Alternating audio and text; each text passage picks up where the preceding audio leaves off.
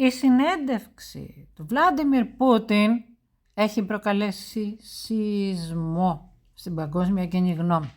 Μίλησε για Ουκρανία, για Ηνωμένες Πολιτείες Αμερικής, για ΝΑΤΟ, για τρίτο παγκόσμιο πόλεμο, Έλλον Μάσκ και τεχνική νοημοσύνη.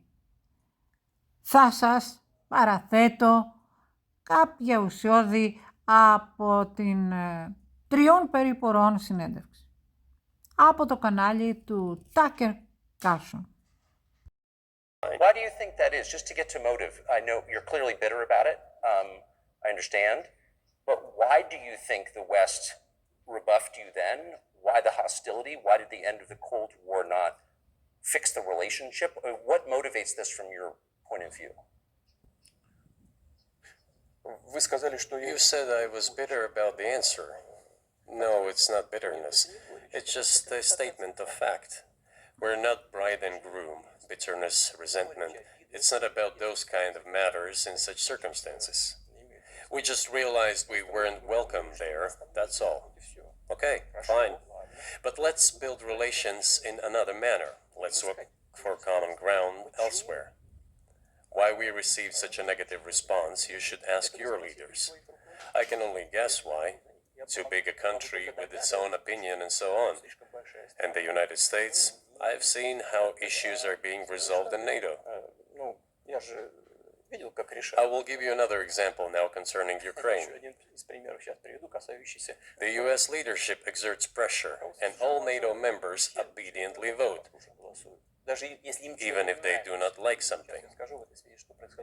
Now, I'll tell you what happened in this regard with Ukraine in 2008, although it's being discussed. I'm not going to open a secret to you, say anything new.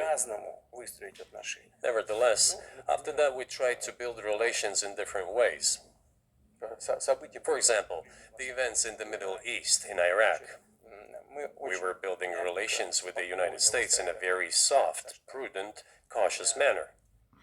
I repeatedly raised the issue that the United States should not support separatism or terrorism in the North Caucasus. But they continued to do it anyway. And political support, information support, financial support, even military support came from the United States and its satellites for terrorist groups in the Caucasus.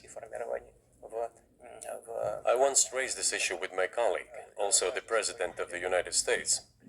He says, "It's impossible. Do you have proof?" I said, "Yes." I was prepared for this conversation, and I gave him that proof. He looked at it, and you know what he said? I apologize, but that's what happened. I'll quote. He says, "Well, I'm gonna kick their ass." We waited and waited for some response. There was no reply. I said to the FSB director, "Write to the CIA. What is the result of the conversation with President?" He wrote once, twice, and then we got a reply. We have the answer in the archive. The CIA replied, "We have been working with the opposition in Russia.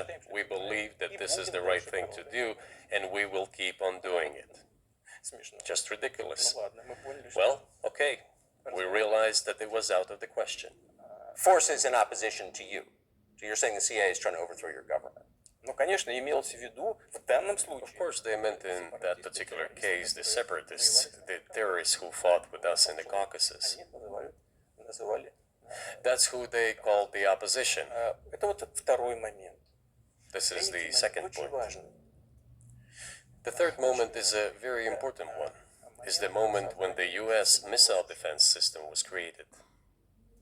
The beginning. We persuaded for a long time not to do it in the United States. Moreover, after was invited by Bush Jr.'s father, Bush Sr., to visit his place on the ocean, I had a very serious conversation with President Bush and his team. I proposed that the United States, Russia, and Europe jointly create a missile defense system that we believe, if created unilaterally, threatens our security, despite the fact that the United States officially said that it was being created against missile threats from Iran. That was the justification for the deployment of the missile defense system. I suggested working together, Russia, the United States, and Europe. They said it was very interesting. They asked me, "Are you serious?" I said, "Absolutely." Let me ask, what year was this? I don't remember. It is easy to find out on the internet when I was in the USA at the invitation of Bush Sr. It is even easier to learn from someone I'm going to tell you about. I was told it was very interesting. I said, just imagine if we could tackle such a global strategic security challenge together. The world will change. We'll probably have disputes, probably economic and even political ones, but we could drastically change the situation in the world. He says yes, and asks, "Are you serious?" I said, "Of course. We need to think about it," I'm told. I said, "Go ahead, please." Then Secretary of Defense Gates, former director of CIA, and Secretary of State Rice came in here, in this cabinet, right here at this table. They sat on this table. Me, the foreign minister, the Russian defense minister on that side. They said to me, "Yes, we have thought about it. We agree." I said, "Thank God, great, but with some exceptions." So twice you've described U.S. presidents making decisions and then being undercut by their agency heads. So it sounds like you're describing a system that's not run by the people who were elected, in your telling.